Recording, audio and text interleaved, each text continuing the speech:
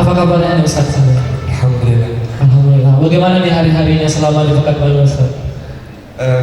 Bersyukuri alhamdulillah, indah sekali.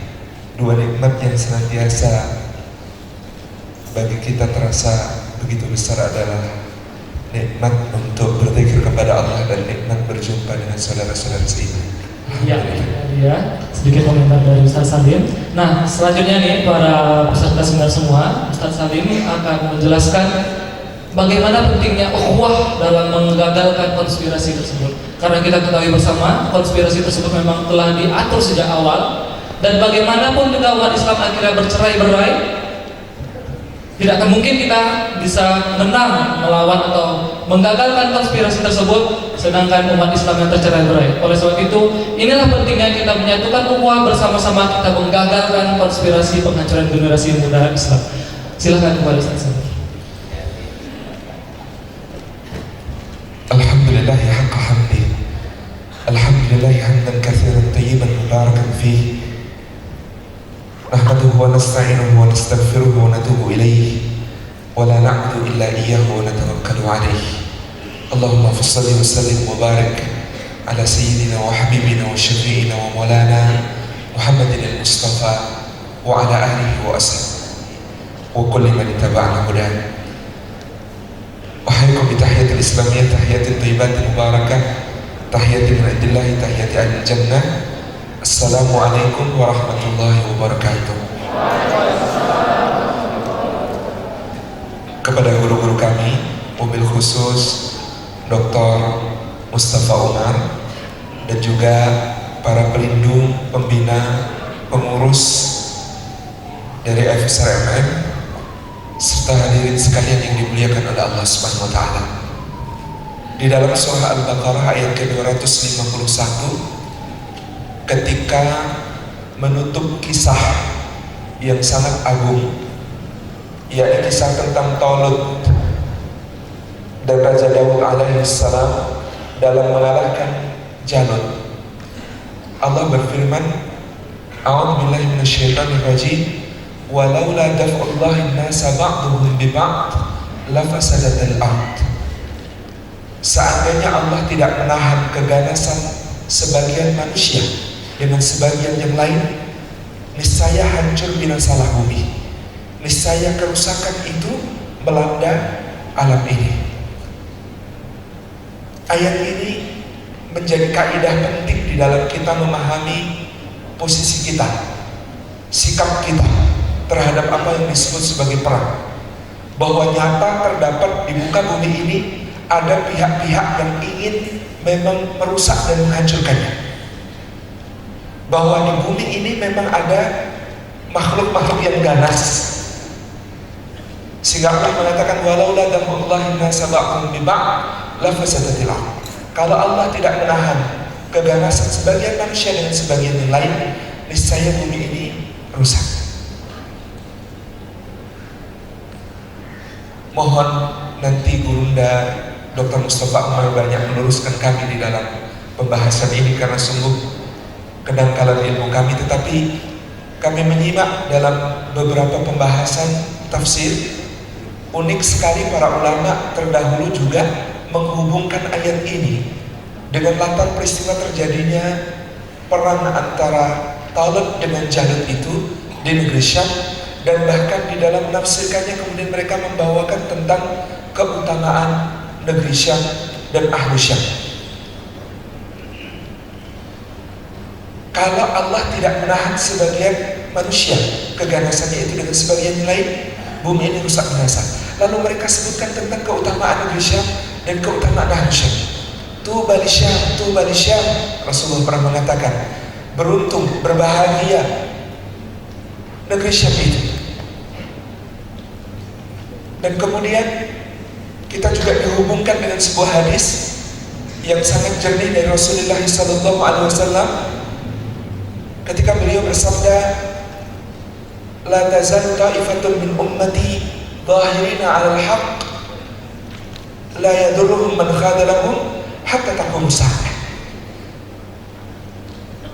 Tidak hentinya akan senantiasa ada di antara umatku yang senantiasa mendahirkan kebenaran, memenangkan kebenaran, menegakkan kebenaran,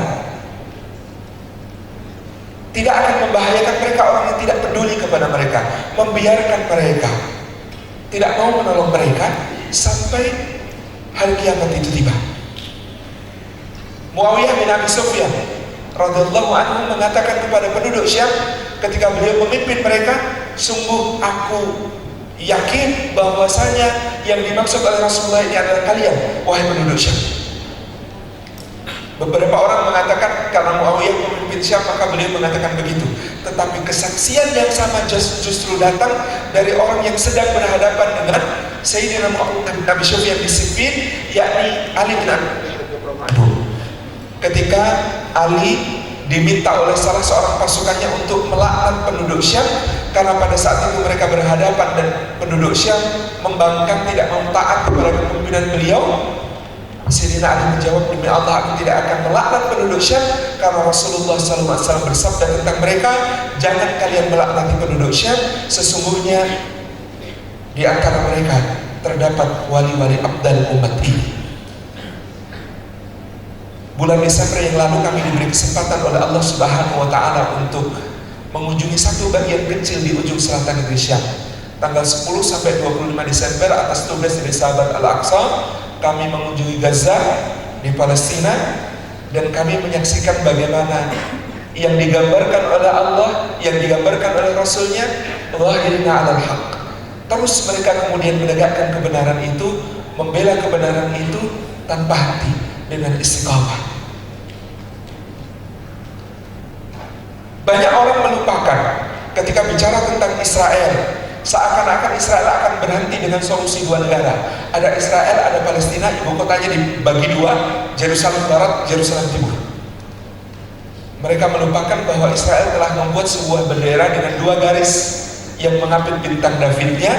Satu adalah Sungai Efrat, yang satu adalah Sungai Nil. Dan sesungguhnya mereka tidak akan berhenti sampai antara Nil dengan Efrat itu menjadi berdirinya sebuah entitas yang bernama Eretz Israel, negara Israel Raya yang mereka harapkan membentangnya dari antara Sungai Nil di Mesir sampai Sungai Efrat di Irak. Demikian pula kita sering lupa karena tidak membaca sirah, seakan-akan Israel akan mencukupkan diri dengan membangun Haikal Sulaiman di Masjidil Aqsa, seakan-akan masjid suci ketiga itu yang akan menjadi sasaran utama mereka.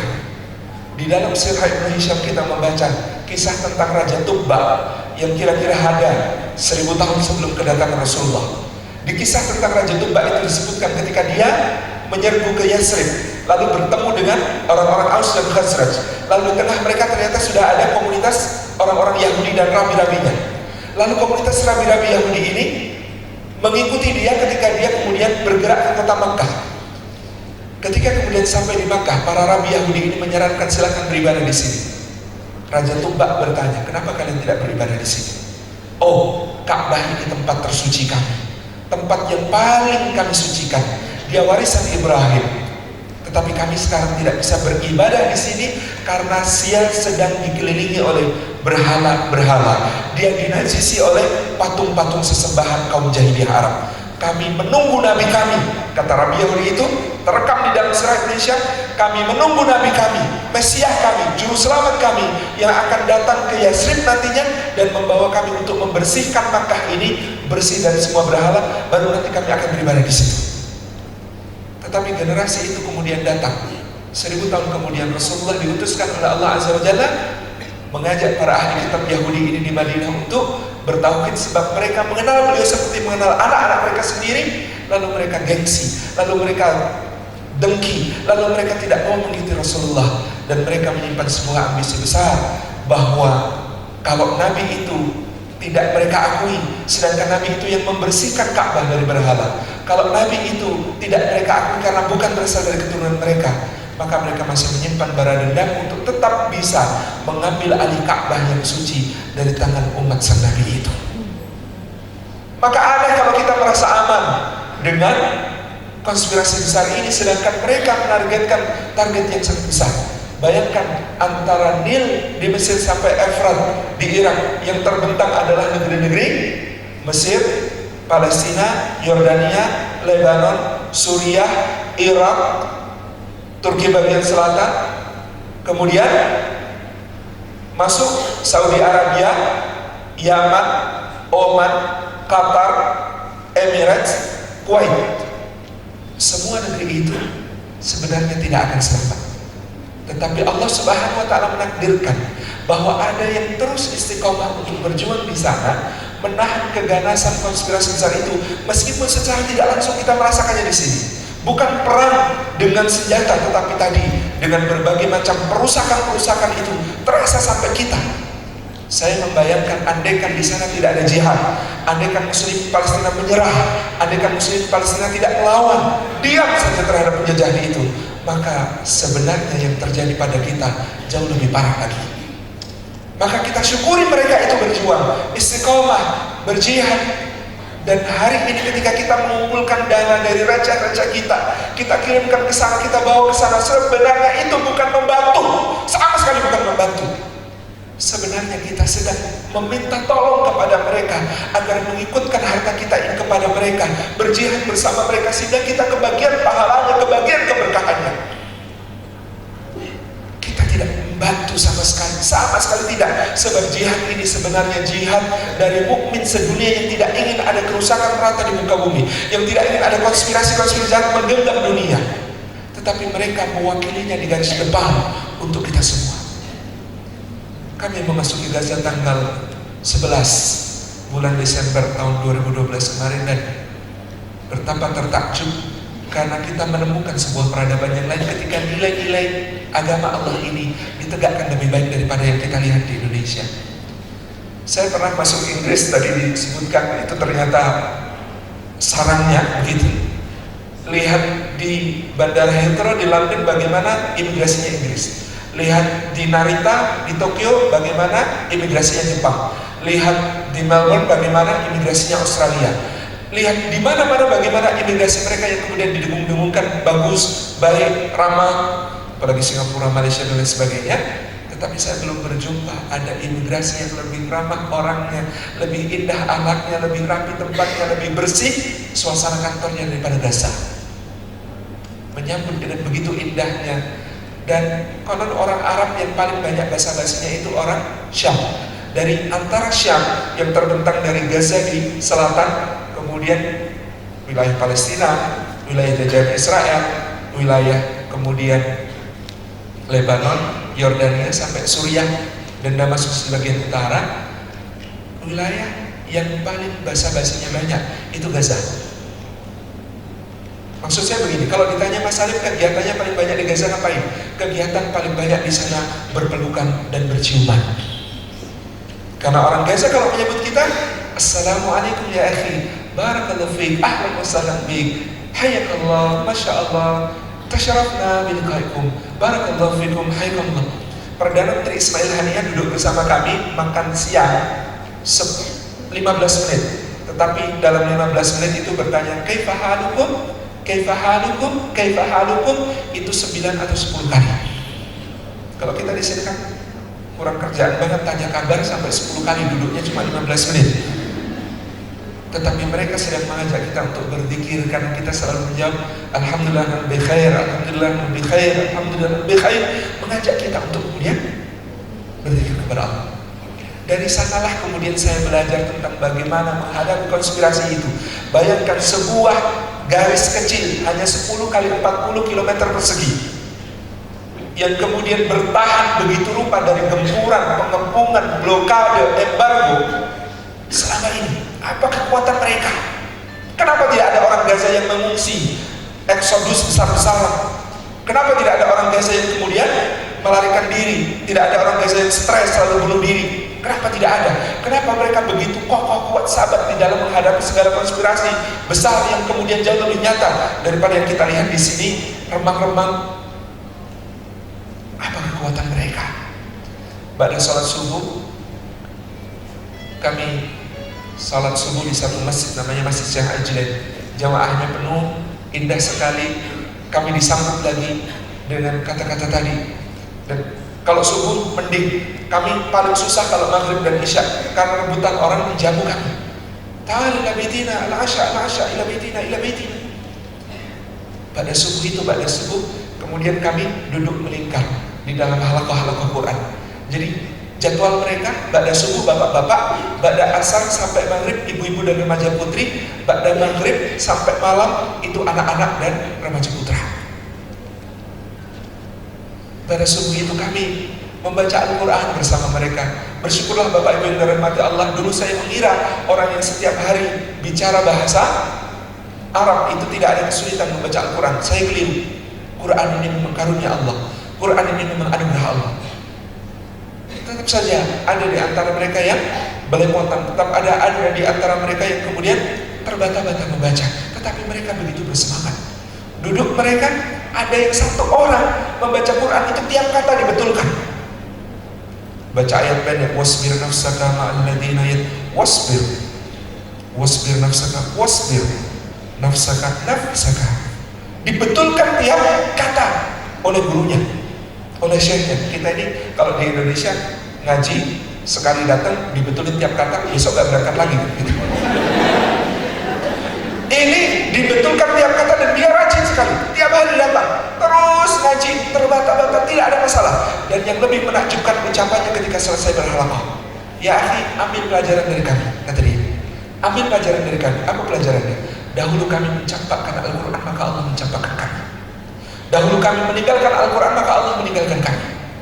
Dahulu Allah membuat kami berada di dalam penjajahan, terhina, terpuruk di kaki Zionis itu karena kami meninggalkan kalamnya. Sampai Allah memberikan nikmat untuk kami. Di akhir tahun 80 ada orang yang tubuhnya lumpuh tapi hatinya jernih. Dia mengajak kami kembali tilawah di masjid, menghidupkan halaqah Quran, menghafalkannya, membaca tafsirnya, mengkaji sirahnya. Orang ini diajak, orang ini direndahkan, orang ini dihina oleh para pejuang PLO yang saat itu memegang senjata AK. Kata mereka, saya Ahmad Yasin, ente ngapain cita-cita membebaskan Masjidil Aqsa kok tiap hari ngaji? Gak nyambung. Kayak kami ini loh pegang senjata. Cita-cita memerdekakan Palestina kok tiap hari baca tafsir? Gak nyambung. Ini loh kayak kami pegang senjata. Tapi beliau istiqomah. Lalu kalian melihat hari ini kami. Dan betul, kami di Gaza tidak melihat wajah derita. Yang kami lihat wajah semangat, yang kami lihat wajah yang tegak, senyum yang cerah, langkah kaki yang tegap, yang kami lihat keceriaan. Tadi Bapak pelindung memberitahu kami kalau remaja masjidnya seperti ini. Di Pekanbaru ini tidak ada geng motor, tapi di Gaza ada geng motor, Pak. Di Gaza itu ada geng motor, tapi geng motornya keliling setiap 5 kilometer sekali, setiap 500 meter sekali. Begitu lihat ada wajahnya orang wajah beragama syekh gitu, turun dari motor, mereka cium tangannya. Geng motornya kelilingnya untuk nyiumin tangan orang soleh. Di Gaza, di stadionnya yang rusak, ada orang belajar breakdance. Saya tanya, ngapain kalian belajar breakdance ya Allah, di tempat yang sedang berperang seperti ini kok belajar breakdance? Kata mereka apa? Breakdance ini penting untuk kebugaran badan, menghindari peluru Israel, kata mereka.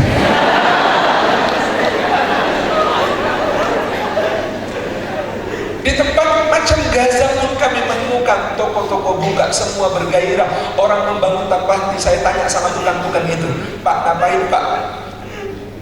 Besok juga diserang Israel lagi. Apa kata mereka? Ya akhi, tidakkah kau baca hadis Rasulullah? Kalau kau tahu besok kiamat di tanganmu masih ada sebiji kurma, perintah Nabi tanam. Apalagi cuma membangun gedung, kurma aja ditanam kalau tahu besok kiamat. Sedangkan kami tidak tahu kapan kiamat tiba.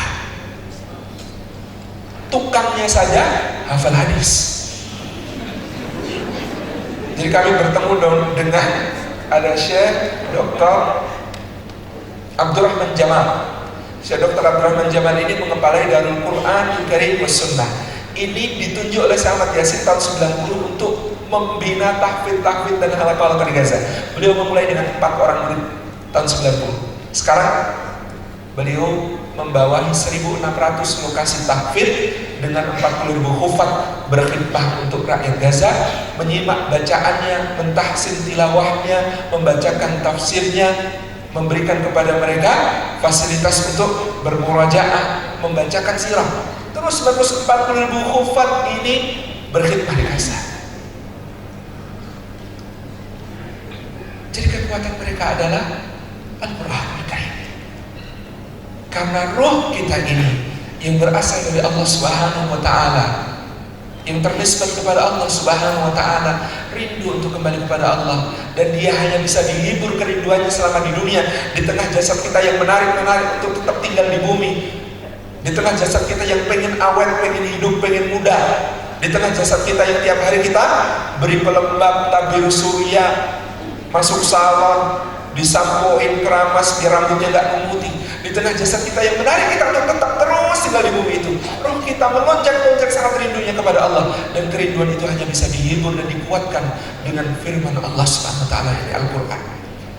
Ketika kemudian kita kurang di dalam mengasuh roh kita dengan Quran, maka roh kita sakit.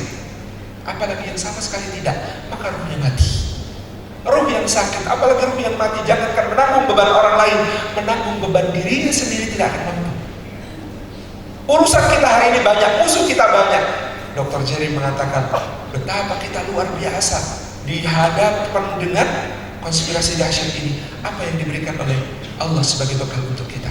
Ketika Nabi SAW dikatakan kepada beliau, innalaka fin nahari sabahan tawilah, hai Muhammad, engkau di siang hari urusanmu panjang, berat, susah, banyak sekali urusan di siang hari. Apakah Allah kemudian mengatakan kepada Rasulnya, kalau begitu di malam hari tidurlah yang cukup, minum susu sebelum bubuk, cuci kaki, cuci tangan, istirahatnya minimal 8 jam ya Muhammad ya. Apakah Allah mengatakan begitu? Tidak. Allah mengatakan kepada Rasulnya, ubillaika illa qalila warattilil qur'ana tartila. Sambungkan dirimu dengan yang maha kuat, dengan Allah Azza wa Jalla, dengan Al-Quranul Karim. Kekuatan itu yang kita dapatkan di Gaza. Orang membaca Al-Quranul Karim dimanapun tempatnya. Di bus mereka membawa, di halte mereka menunggu, terus Quran. Bahkan tempat tahfidz itu bukan cuma di masjid, tempat tahfidz itu ada di kantor-kantor, tempat tahfidz itu ada di rumah sakit. Ada poliklinik, setiap poliklinik punya ruangan untuk tempat menghafal Quran. Ada yang bertugas selalu di situ, siap menerima kapan orang mau setor hafalan Quran. Kekuatan itu membuat kami melihat mereka dengan penuh rasa iri, rasa cemburu. Kekuatan itu adalah Al-Quran. Dan yang kedua, karena yang diminta adalah tentang ukhuwah. Setelah kita menyambungkan diri ke langit, setelah kita mengambil cinta dari langit, memang saatnya sekarang untuk menebarkan cinta yang kita ambil dari langit itu ke bumi. Mari tampil sebagai seorang mukmin, sebagai seorang muslim, sebagai orang-orang yang paling menarik, orang yang paling indah, orang yang paling berakhlak. Sampai pada pun tataran fisik, ya kalau kita tersambung kepada Allah, insya Allah kita indah. Al-Imam Hasan Al-Basri rahimahullah ta'ala ditanya orang, kenapa orang yang suka qiyamul lail wajahnya enak dilihat? Kata beliau, bagaimana tidak? Di malam-malamnya mereka menghadap Allah, terpapar oleh cahaya yang maha suci, maka di siang hari mereka bagaikan bulan yang memantulkan kembali cahaya Allah itu untuk menerangi manusia. Setelah mengambil cinta dari langit, maka kemudian kita menebarkannya ke bumi. Allah berfirman, innamal mu'minuna ikhwah.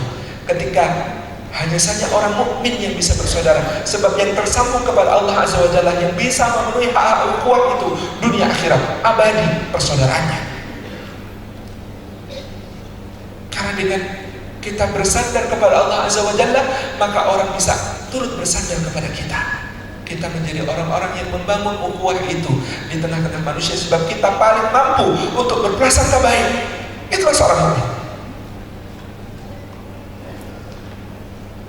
Sebab kita orang yang paling mampu untuk berlembut hati. Karena lembut hati itu diperintahkan oleh Allah Subhanahu wa Ta'ala, baik kepada kawan maupun kepada lawan. Kepada kawan, dia menunjukkan rahmat Allah Subhanahu wa Ta'ala. Wa bima rahmatin minallahi lintalahu.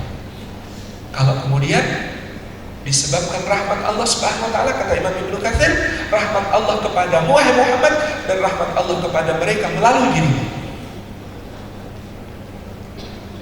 Lintalahum, engkau berlembut hati kepada mereka. Bahkan kepada lawan pun demikian, sebab Allah mengatakan tentang Fir'aun kepada Musa dan Harun, dan katakanlah kepadanya oleh kalian berdua qaulan layyinan, kalimat yang lembut itu, supaya dia ingat atau takut. Maka untuk membuat orang ingat atau takut, ada kelembutan di sana. Bukan kalimat kasar, bukan umpatan, bukan cibiran, bukan penghinaan.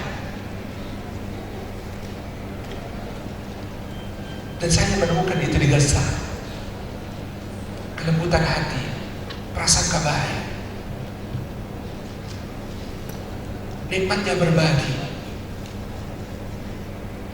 hangatnya semangat untuk saling menguatkan dalam ibadah, kokohnya janji untuk saling bersama di dalam keimanan. Waktu kita mengambilnya. Baik.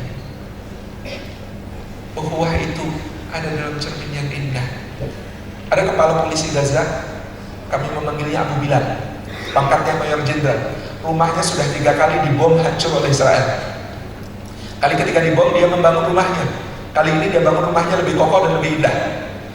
Maka kawan saudaranya di dalam pergerakan Hamas, kepala biro sosial namanya Dr. Ziyad Al-Kishawi, kami memanggilnya Abu Ahmad, menulis surat untuk pejabat ini. Segera panggil tukang, perjelek rumahmu atau aku tidak akan masuk ke dalamnya selama-lamanya. Maka hari itu juga dia memanggil tukang, rumahnya dijelekin. Kalau kita manggil tukang memperbaiki rumah, ini manggil tukang memperjelek rumah. Kami berada di sana dengan khidmah, pelayanan luar biasa. Kami mengunjungi rumah Syekh Ahmad Yasin. Kami tidak percaya itu rumah beliau. Ini rumah pendiri Hamas. Kami ketemu keluarga Dr. Abdul Aziz Ar-Rantisi. Inikah rumah Dr. Rantisi?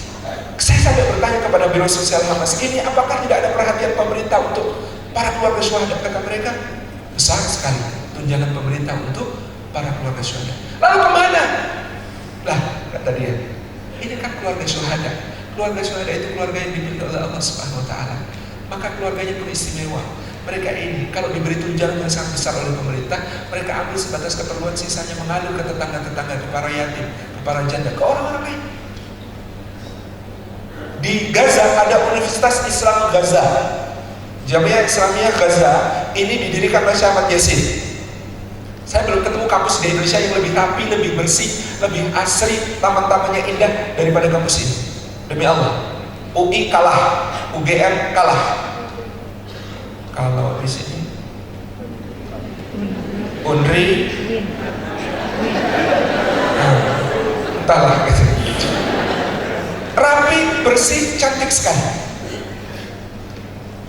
Di Universitas Islam Gaza itu putra Syekh Ahmad Yasin bekerja sebagai apa, Bapak Ibu? Tukang kebun. Ini pendirinya Syekh Ahmad Yasin, putranya tukang kebun. Saya mendekati beliau dan bertanya, di wajahnya wajah cerah, wajah ikhlas, wajah indah, saya sedang menyirami tanaman begitu. Kemudian saya bertanya, ceritanya bagaimana kok bisa sampai jadi tukang kebun di universitas yang didirikan ayah saya sendiri? Kata beliau, oh saya ini bersyukur sekali diberi kesempatan untuk melanjutkan amal jariah ayah saya. Masya Allah, tabarakallah, saya ini kan ya dulu ngikutin bapak saya jadi buronan Israel, karena Syekh Ahmad Yasin itu divonis oleh Israel 700 tahun penjara, 750 tahun penjara. Kan buronan kemana-mana, dia ngikutin gitu. Kemudian kata dia, saya ngikutin kemana-mana. Lah kan saya nggak sempat sekolah, saya ini cuma lulusan MI, lulusan ibtidaiyah, jadi saya nggak mungkin jadi rektor gitu.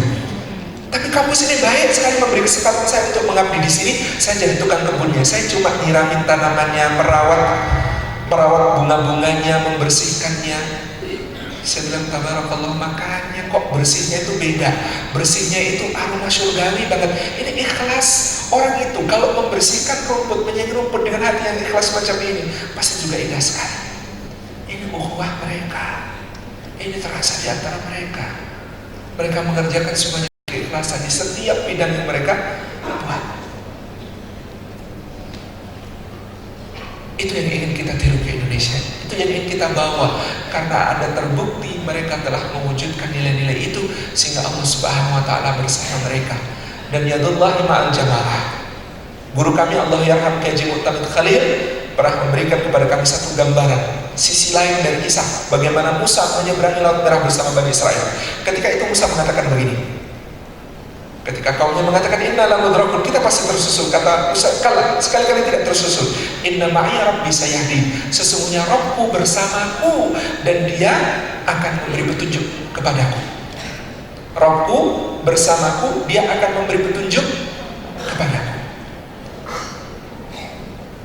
Jadi beda dengan Abu Bakar dan Nabi ketika di Gua Sur. Karena Abu Bakar dan Nabi mengatakan la tahzan innallaha ma'ana, jangan sedih, Allah bersama kita. Itu saja menarik. Kenapa Rasulullah mengatakan kepada Abu Bakar la tahzan, bukan la takhaf?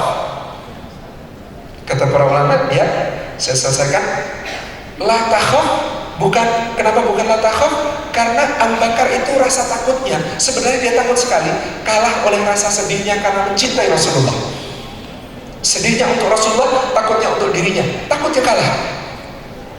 Nah, tapi innallaha ma'ana, Allah bersama kita. Artinya Nabi Muhammad dengan Abu Bakar satu frekuensi. Beda dengan Musa dan Bani Israel. Inna ma'iyah, bersamaku, bukan bersama kalian. Dan itu terbukti, di ujung nanti mereka sudah minta dibikinkan berhala, di ujung diberi mangan dan salwa, mereka minta yang lain lagi dengan kata-kata berdoalah kamu untuk kami kepada Tuhanmu. Tapi ada satu peristiwa dalam sirah yang pelakunya bukan Nabi, pelakunya hanya sahabat Nabi bersama pasukannya. Ketika pasukan itu sama frekuensinya, maka mereka bisa memberikan kepada kita, menghadirkan untuk kita atas izin Allah keajaiban yang lebih besar daripada seorang Nabi. Musa dan Bani Israel dibelahkan lautan, mereka masih harus jalan kaki di bawah, naik turun permukaannya, dan mungkin juga tertusuk duri dan macam-macam di bawah itu, di bawah lautan itu susah. Itu pun dikejar Fir'aun sampai ke ujung, baru kemudian Fir'aun ditenggelamkan. Masih lewat bawah. Sayyidina Sa'ad bin Abi Waqqas diuji oleh Rustum.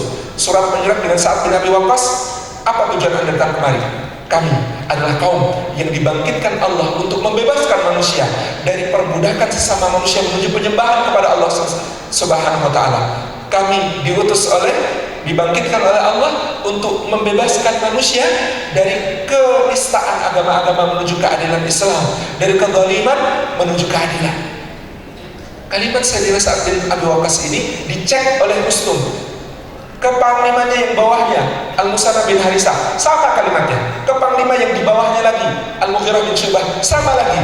Ke panglima yang paling bawah, dan bahkan prajurit yang paling rendah pangkatnya, Ribid bin Amir, kalimatnya sama. Maka ujung atas sampai ujung bawah kalimatnya sama. Yadullahi ma'al jamaah, tangan Allah bersama jamaah. Apa yang terjadi pada pasukan itu?